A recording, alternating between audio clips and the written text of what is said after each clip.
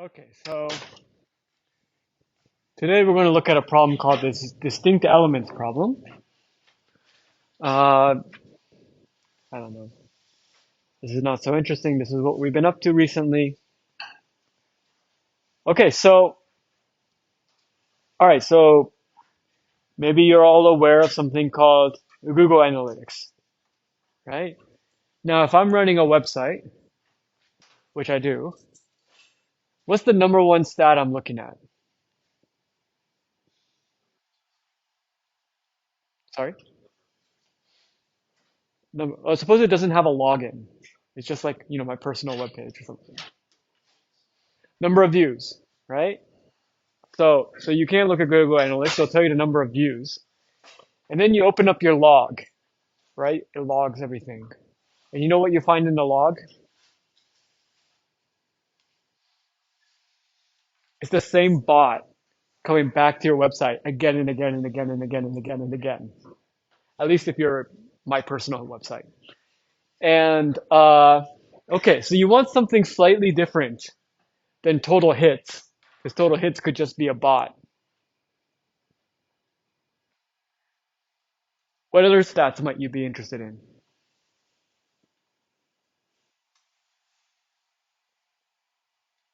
Yeah. Number of unique users, unique IP addresses, right? So the bots do tend to come from just a few. Um, and so another stat is how many different users do you get to your website in a month, in a year, etc. So that's what we're looking at. And okay.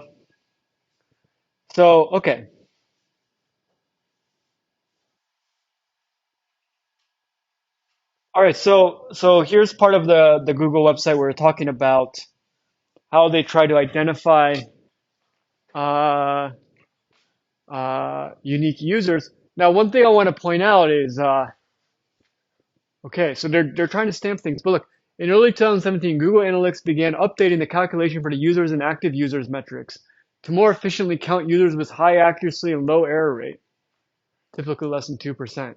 So they're not counting these things exactly. Okay, so they might get a bunch of IDs and they're trying to cookie and stamp things, but they're not writing everything down, or they would be able to report things with zero error, right? But there is some amount of error. Um, And so this is the kind of trade-off that we often do in this class.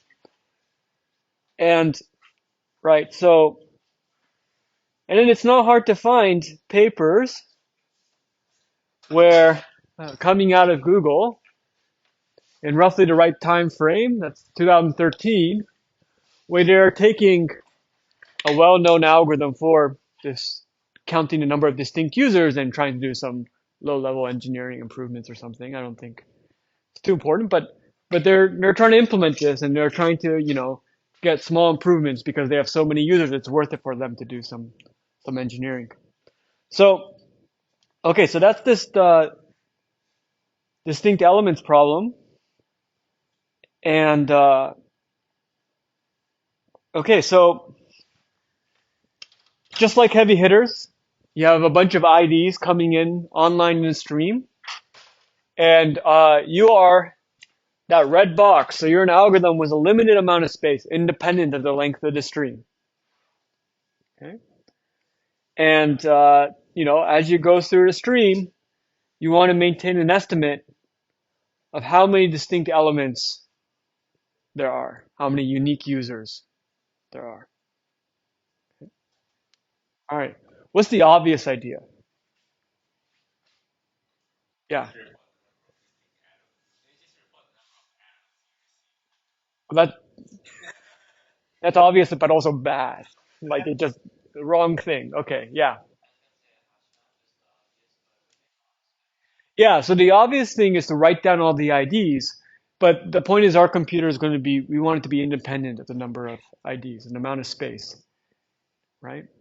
Especially like Google's going to be managing this for many websites as well, right? So really space is an issue. So that's the crux of it. How do I kind of remember what I've seen and not seen, which seems important for doing, something identity based without writing the things down? right? Okay. Any ideas? Fun ideas? Yeah.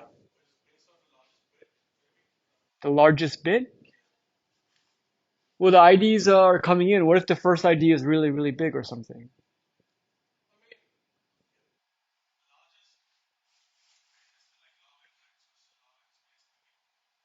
Oh, yeah, yeah, but why would that reflect? Oh, okay. Okay, so the goal is to get an algorithm with low space and have some mild relevance to computing the number of distinct elements. What are some ideas? It's more fun to try to think of algorithms and to have someone tell you what the algorithm is. So this is your chance.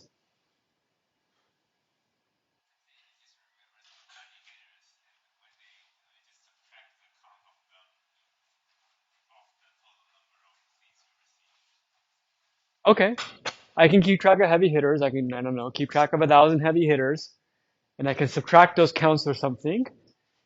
Um, but now I can't distinguish between having still a modest amount of elements.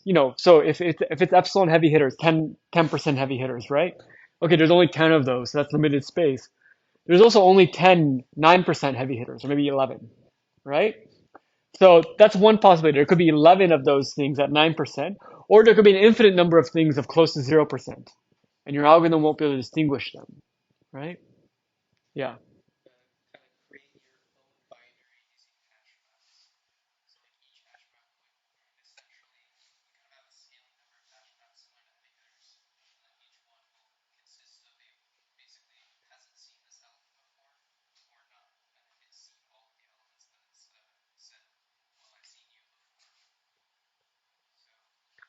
Okay, so okay, I heard the words binary, I heard hash map, I heard scaling.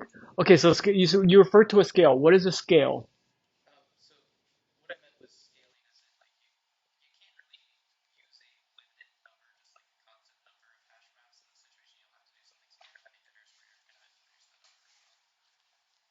Okay, so you want to try like different choices of epsilon from a heavy hitter's point of view,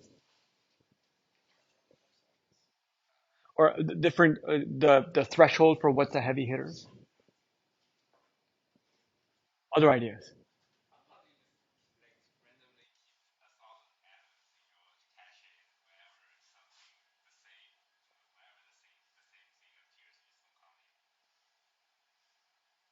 Uh, but there could be a lot of distinct elements. That's the biggest issue.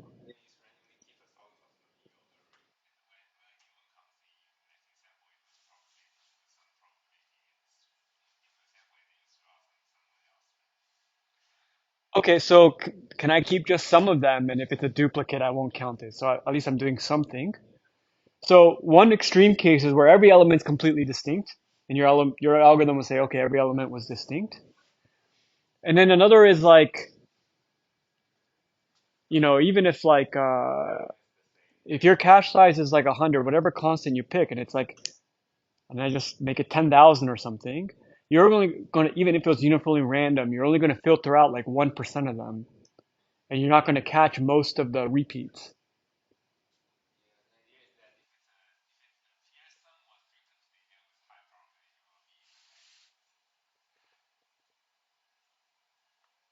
It seems hard. So one thing is that the number of distinct elements could represent a very small fraction of the stream. So all of these kind of nets would work if it was kind of big and obvious, but it has trouble with these narrow, let alone the fact that I could adversarially order the stream and things like this. I'll go in the back first. Yeah. Oh, sorry.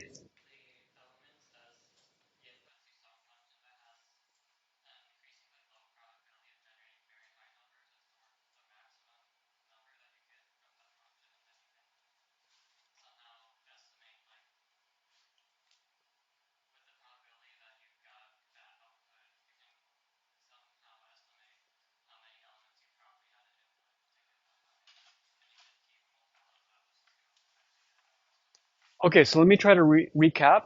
Can I make a hash function of elements to some values, right? And then maybe track the biggest value I saw. Okay.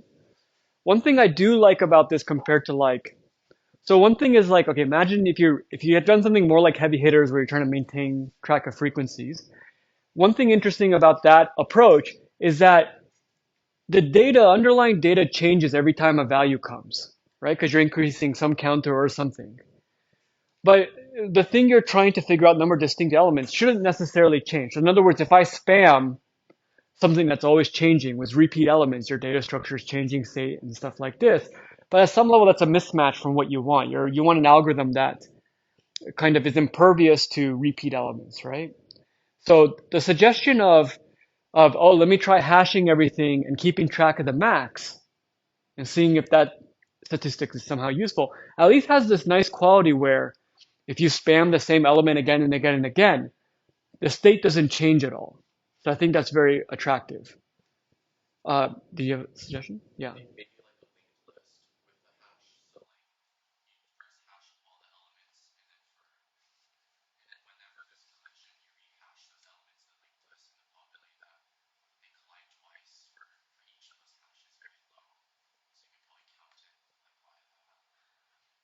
Okay, can I make a hash? But this comes. Okay, so can I make some hash table and try to hash them in, and if they see if they so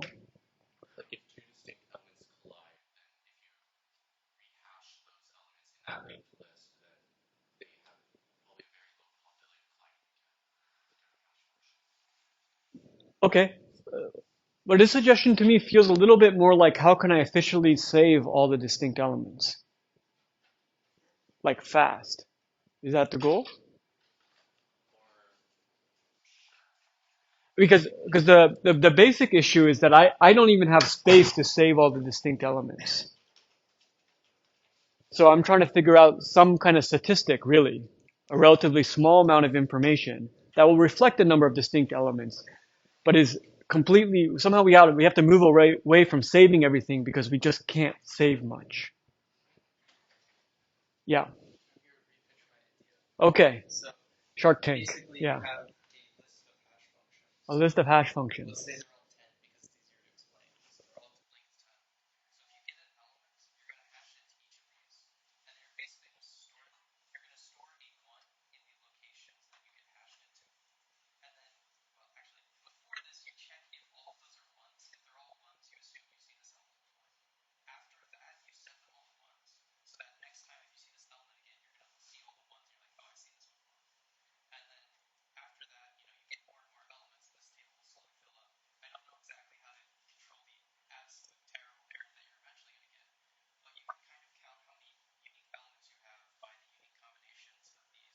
All right. So can I make constant width, constant height? So or maybe even logarithmic or something, but a modest number of hash tables of some fixed width, at least the total space will be okay.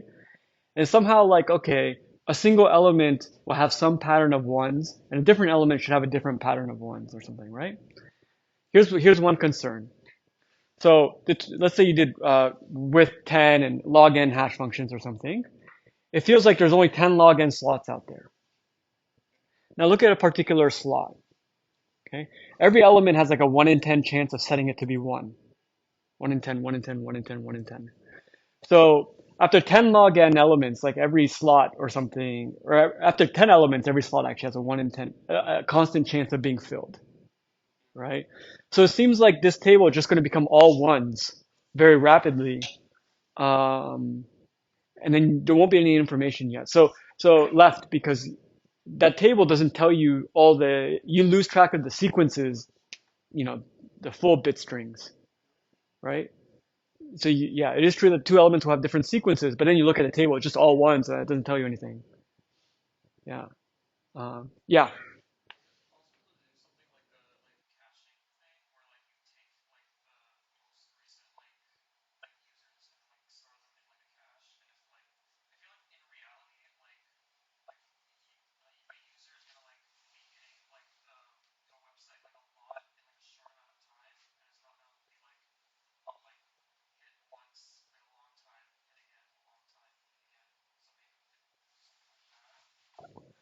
Well, probably the moment you said probably usually you're screwed, right?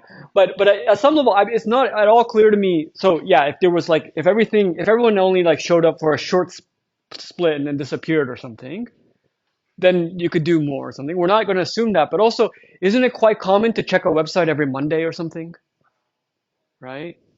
So I don't know. It's not clear to me that periodic behavior is not, possible as well.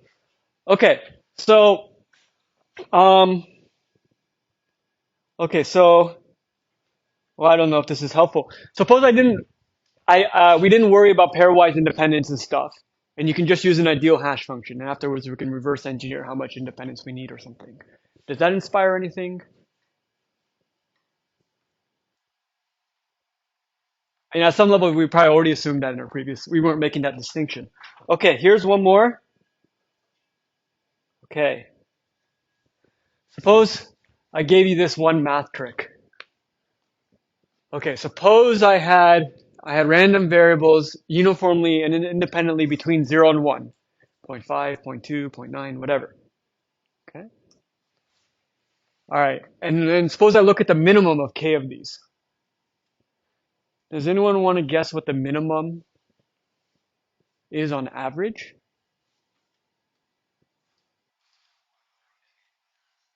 Something like 1 over k?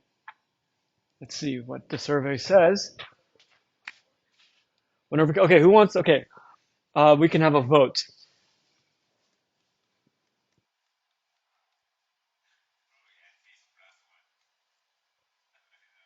Okay, who's not voting? Okay, so you have two choices left: 1 over k plus 1. Oh, you don't want to vote after all? Oh, okay. 1 over k plus 1, or other.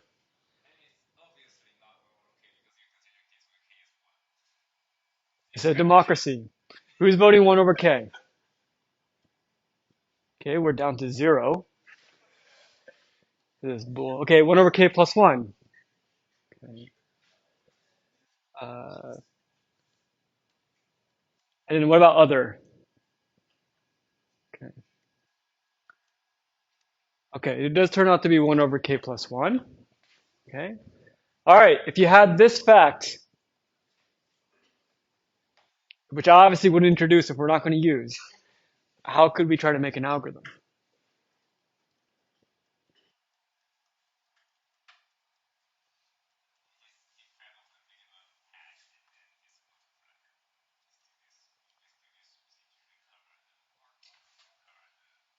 Markov's inequality is not an algorithm. It's an inequality. Again, not an algorithm. So what would your algorithm do?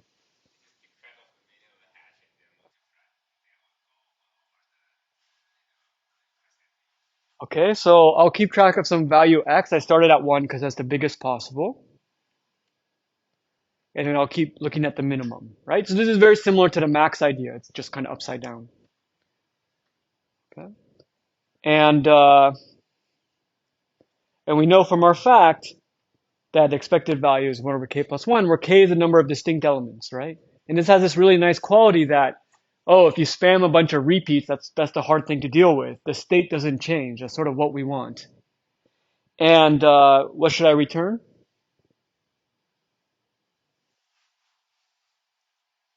Yeah.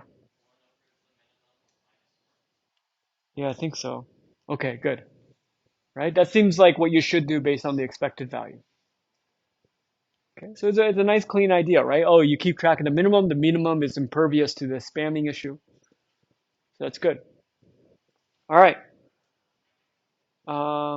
Right. Okay, how would I analyze this? How can we start an analysis? What should I do first? Yeah. Oh, yeah. Yeah, do we want to see that x is usually close, or do we want to see that this is usually close? We don't return x.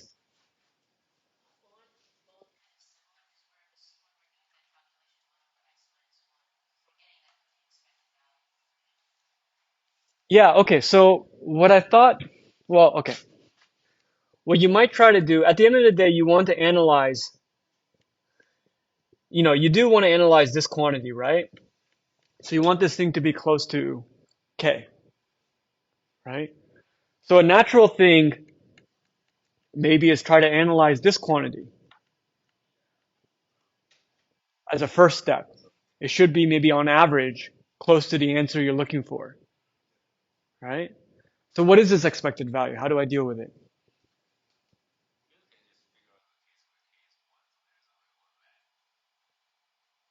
Uh-huh.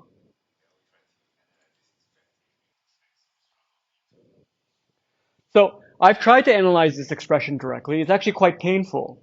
So the point I want to make is that just because, so this one over k plus 1 is not too bad. It's left as an exercise. Okay. Does not mean that you can just like reciprocate and stuff like this. Okay. Even there's some, you're cheating when the expected value has some meaning there. So it is not necessarily true. In fact, I think it's not true that the expected value is what you want. Okay. So we don't even have like a quote unquote unbiased estimator. The thing we're returning is not even necessarily like on average what you want. That's the conceptual question. So now the question is, what do you do now if the average isn't even correct?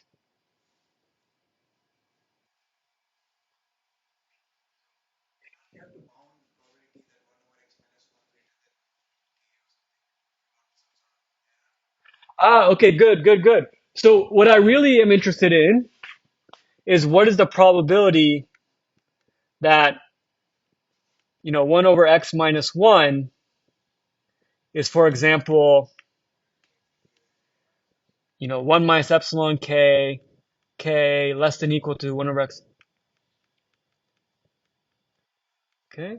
What I'm really interested in is what are the odds that I'm accurate, which is a distinct question from how do I estimate this in an unbiased fashion. But usually the first thought is to get an unbiased estimator, right? But this problem is tricky. So what we want to do is come up with something that's consistently close, not something that's actually correct even on average, or 100% correct on average. So this is an important thing, right? Like real devices like thermostats and stuff, they're really based on consistent measurement. So, okay. So to that end, maybe you can start here. Well, this is not very interesting. This is just, so I'm a little more comfortable analyzing x than 1 over x. It's really the divided by x and the chance of x being 0 or close to 0 that makes the calculations go out of control. It's kind of unstable. But that x itself is much more stable. For example, I was able to get the expectation explicitly. So I want to take the bounds we're looking for 1 over x minus 1, that's the second line, and just translate it to, so I want that, and all we do is solve for x on both sides, and now I have some interval that x needs to be in for my answer to be sufficiently accurate. Okay, I think I only put 3 epsilon there so that you only have 1 epsilon in the first one. We can make epsilon smaller afterwards. So okay, if you just rearrange, you do some algebra, you get this. So this is not too exciting. Now, okay. So x is a little bit easier to deal with. So we've analyzed some kind of interval around 1 over k plus 1 that x needs to fall into. That's close to its average, right? So I want to show that the average is off by most epsilon over k plus 1 with good probability. Okay. So how could we do this?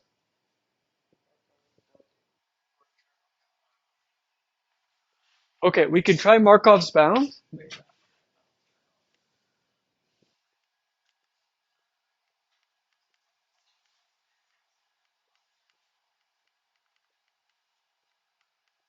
Hopefully I'm using Markov's inequality correctly. Something like this. Okay. And now the hard part is this numerator, right?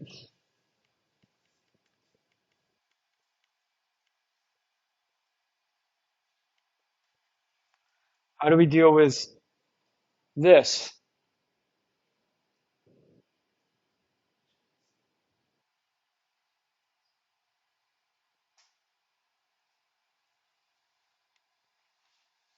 So this looks,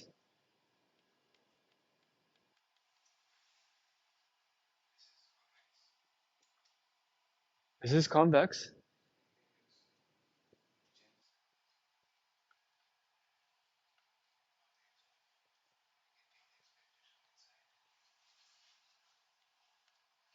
Okay, so Jensen's inequality says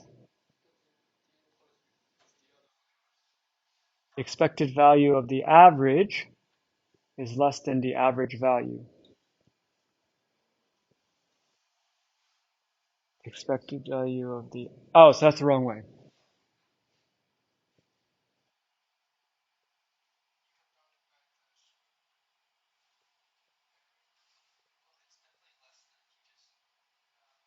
Well, okay, you also want a good balance. There's a lot of definitely less thans out there. There's definitely less than one or something, right? Yeah.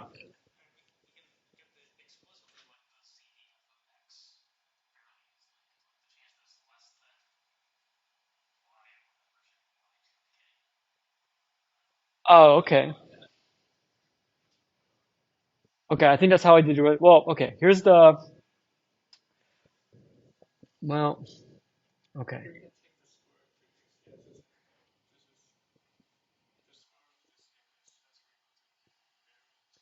Well, okay, one thing I wanted to suggest is that sometimes the absolute value is a bit of a pain to work with, right? It's sort of a corner, jaggedy thing, although the point you make is not a bad one. So we might look at, so the odds of this thing is also the same as if I squared both sides.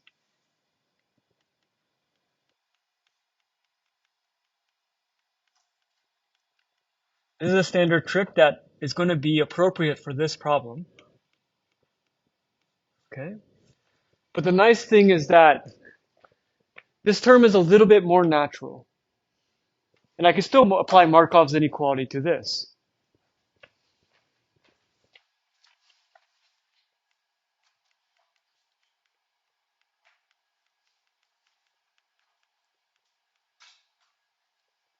Over epsilon squared over k plus 1 squared. Okay. But the nice thing about this degree 2 polynomial compared to absolute value is that you can unroll it. Okay. So this starts to look like, expected value of x squared minus 2x expected value, well, expected value of x, expected value of x plus expected value of x squared kind of thing. Okay. And actually, these two values are the same. And so you get something like expected value of x squared minus expected value of x all squared. Okay. And here I have another statistic for you that I've pre-computed. This is also not too bad because the CDF you can look at explicitly. And you can do this exactly. Okay. You can get that expected value of x squared is exactly 2 over k plus 1 times k plus 2. At least I was able to do it once. Okay. All right. So now let's plug that in. So okay, let me go here.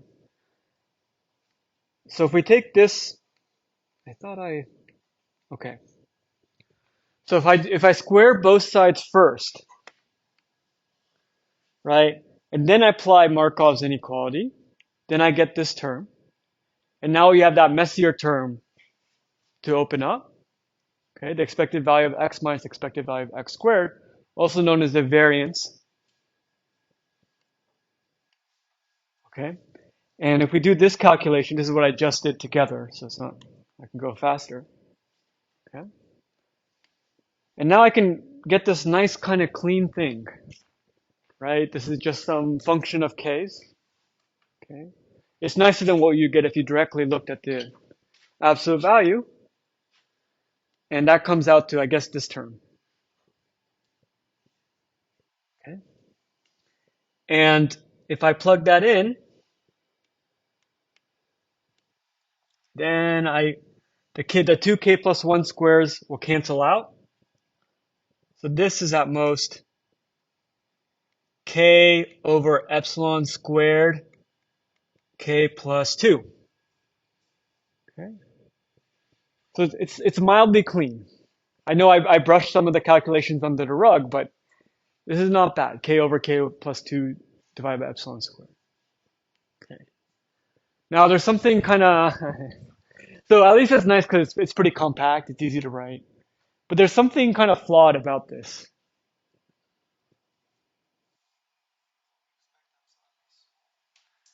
Yeah, so if epsilon is like 1/2, which is pretty big, then this quantity is more than 1, right? Okay, so good job. With all our cleverness, we have gotten this probability is less than equal to a number bigger than 1, which, yeah, falls under the category of,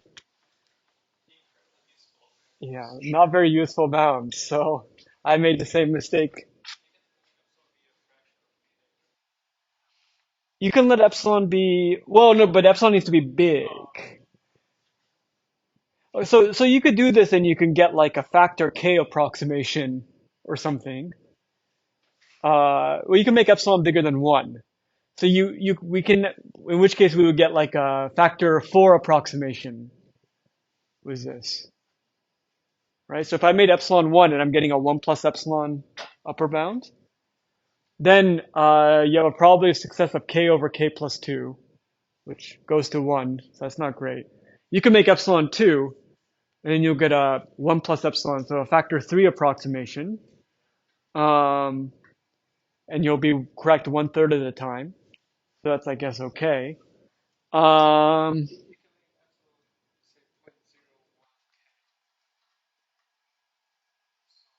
but k gets big, so whatever constant you pick, as soon as k is bigger than 100, that's now bigger than 1, right?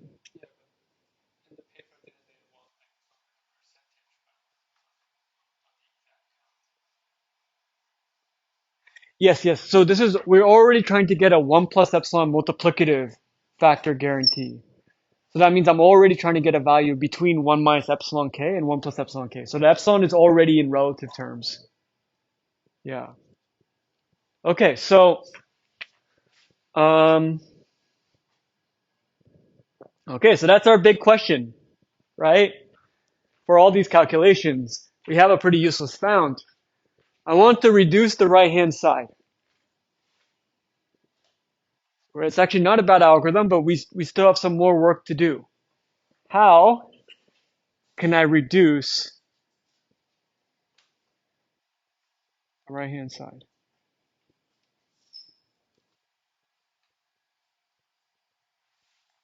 So I can pose this a little bit more generally, or I can give it some words. So this term that we were looking at, as you guys may know, is called the variance. So the variance of x is the deviation squared, right? What's the expected value of x minus its average squared? And the inequality we implicitly used, which was just Markov's inequality after squaring it, is also called Chebyshev's inequality.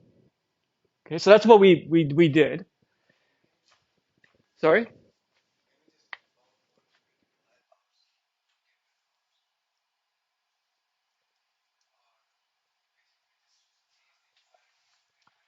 I suspect you might get something like k over k plus 2 to a higher power. In any case, we're going to try to do something without doing that.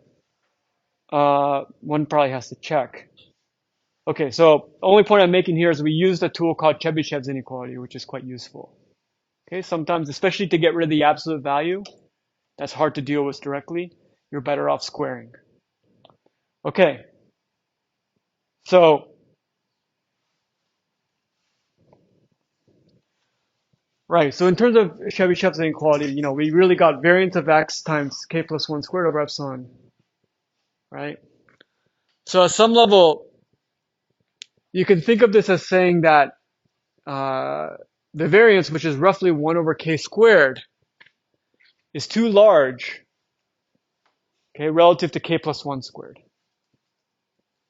And that's our problem. So the conceptual question is, how do I reduce the variance of my statistic. So I have an algorithm. It's barely ever sometimes correct. But if I can reduce the variance, then it's going to be correct much more. In fact, if epsilon is small, it's never correct. Yeah. I do it a bunch of times and then,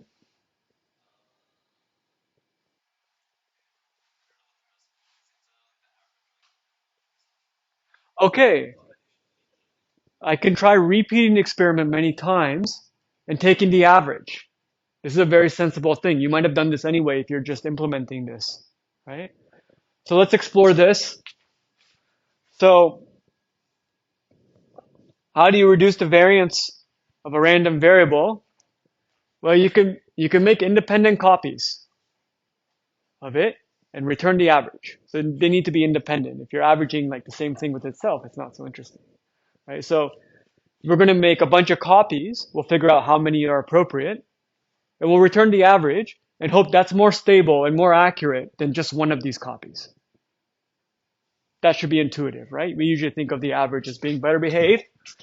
So, all right, so when we do the variance calculation, so I'm letting x bar denote the average of the x's.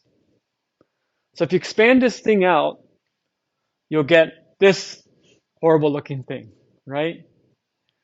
So all I've done is, this used to be a sum of the XLs minus the averages divided by L, and I've pulled it out. It becomes L squared because there's a squared up here, right?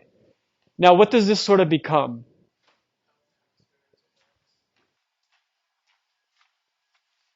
L times variance. Well, okay, so if you go more slowly, then you're going to get the sum over all pairs of indices ij, expected value of x minus expected value of xi, times, so xi, xj minus the expected value of xj,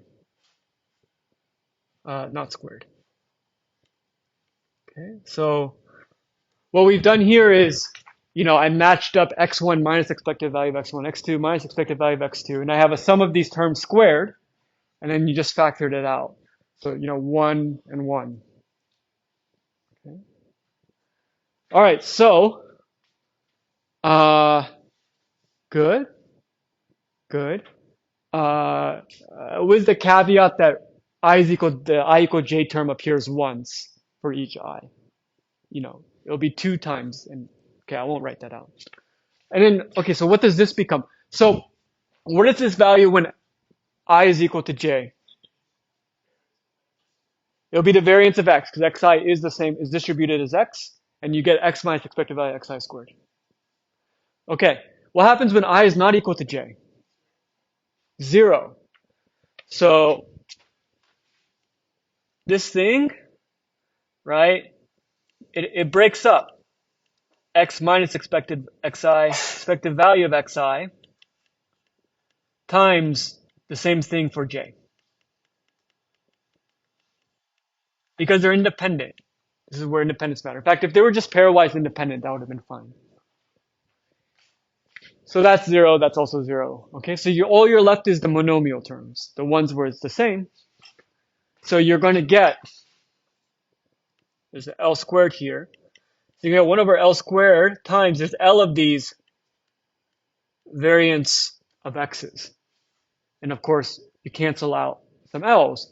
So if you make L copies, you reduce the variance by a factor of L. And that was generic, that we don't know much about x. It could be positive, it could be negative. It just works. Okay. So, okay, so that's that. Now,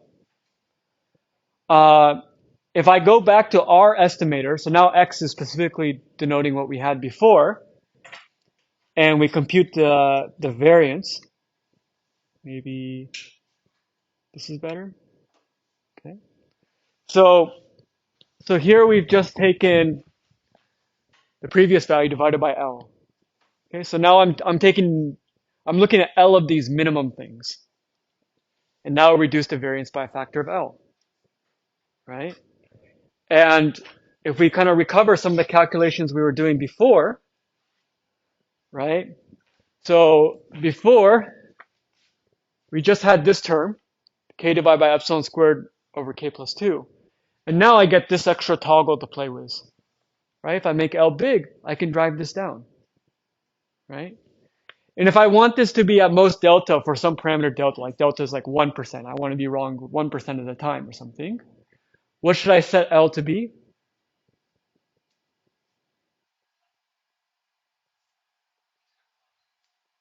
Okay, as a function of epsilon and delta. Okay, so it needs to be 1 over epsilon squared to kill the epsilon. And then also I need to account for delta. So I think altogether that's delta divided by epsilon squared, okay, times some constant or something. Okay, so especially if delta is some fixed probability like 1/2, and so delta is just a constant, this should be 1 over delta epsilon squared.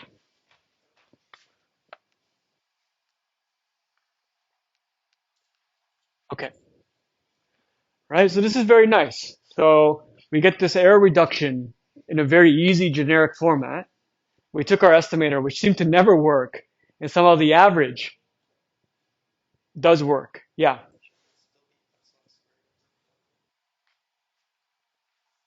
The thing is because L's in the denominator, so you want the epsilons to be on top to cancel. Yeah. Okay, so this is very nice, right? I mean, this is generic. This is not just this problem. It was useful for this problem. Okay, good. So I can now get for any desired accuracy epsilon, a 1 plus or minus epsilon estimate with constant probability in 1 over epsilon squared space. Okay, so that's pretty good. We can be right sometimes.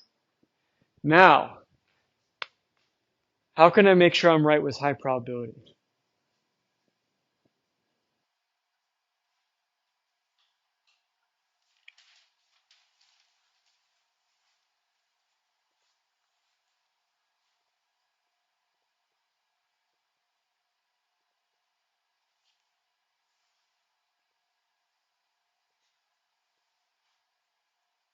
How do I amplify this? I've now got, yeah. Okay, we should do it more. But you know, if I just did it more and I just made L bigger, if I wanted to get like 1 over n probability of error, I would have to make L like, you know, a factor of n. That wouldn't be good. So so I can't just make it more bigger and average the whole thing because we did that calculation. But we do want to, yeah, ultimately take more measurements and stuff.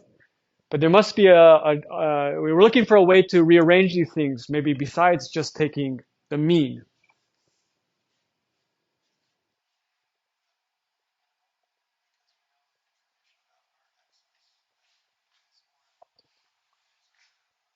Well, if you take the minimum x, for example, and return to 1 over x minus 1. So okay, when we did heavy hitters, we had this very nice quality that we had one-sided error. We only ever overestimated, so min was always going to be our best one. That made it very straightforward to amplify. But here we have double-sided error. So taking a min is not obviously the best one you should do. In fact, it's probably most likely to be wrong because it's some extreme point, right?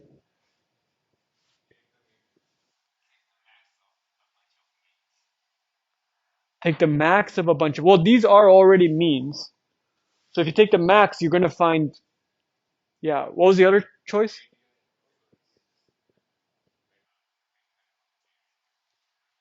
Yeah, so okay, so this is like you have in general like a bunch of devices. You can make as many copies as you want, and they're each correct with constant probability.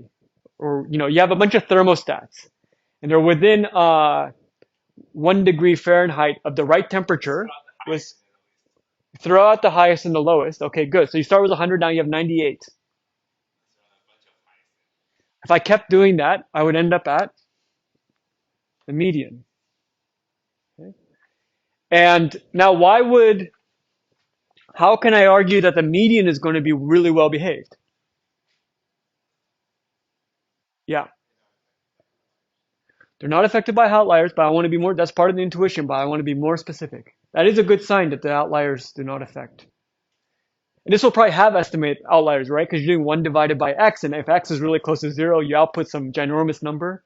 It probably will have outliers, yeah.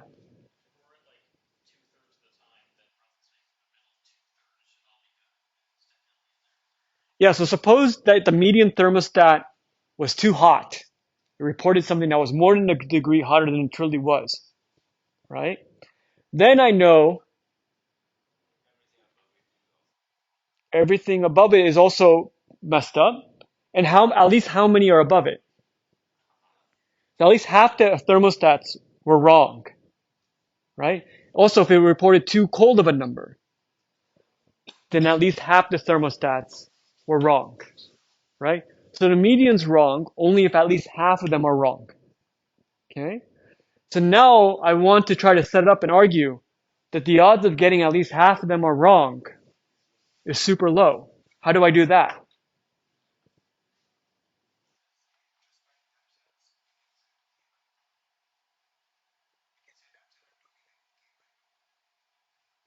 We want epsilon to be independent of k, right? Because your space usage is looking like delta over epsilon squared times however many copies you're making.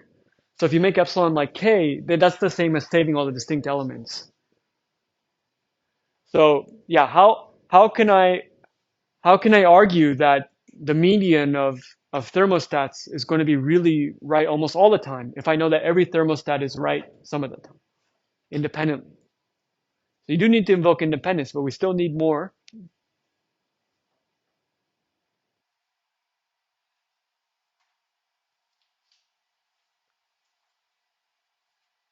Yeah.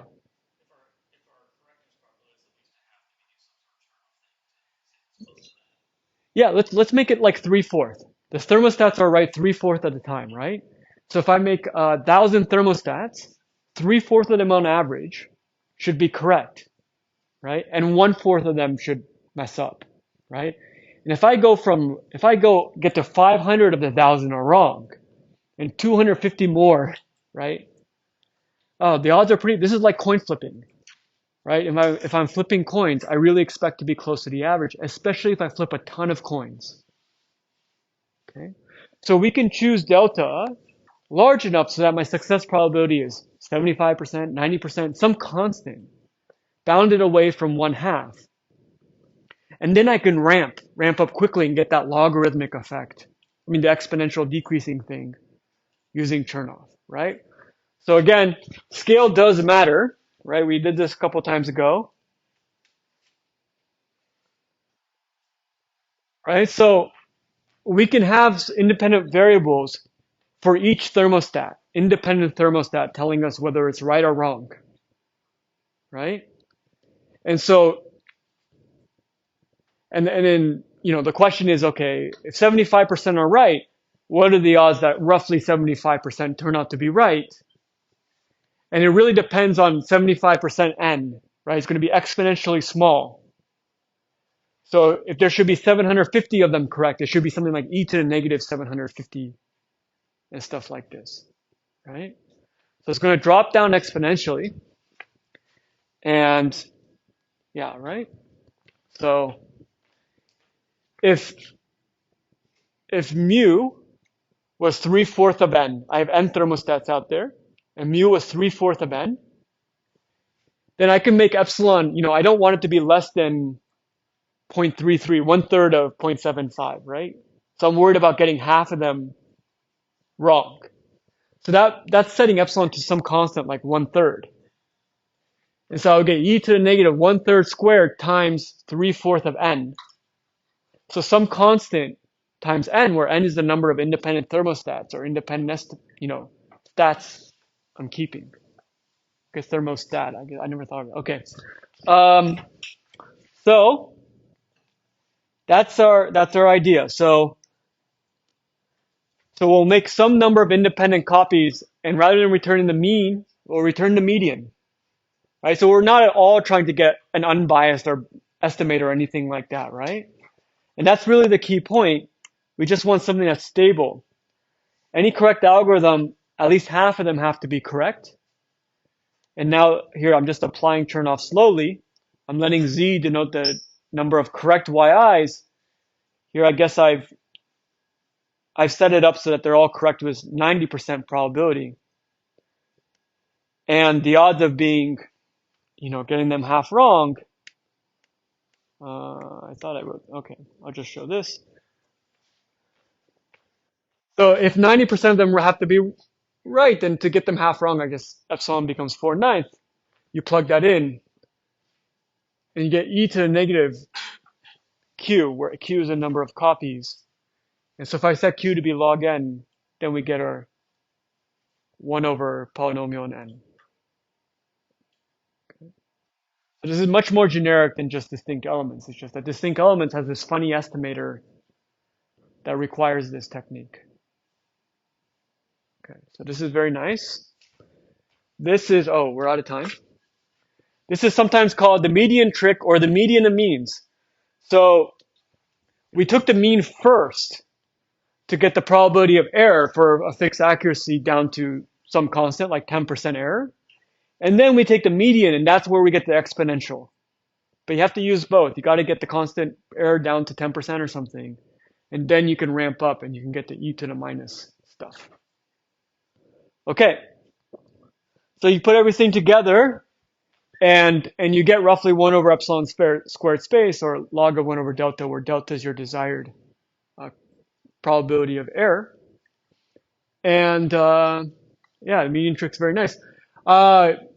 We used ideal hash functions to kind of simplify some calculations. You can also do this with pairwise independent hash functions, but some of those calculations become messier. And for me, the point of this lecture was the median trick and that kind of discussion. How do you make stable thermostats? But there's references for the more detailed version in the notes. So I think that is it for today. So have a nice weekend.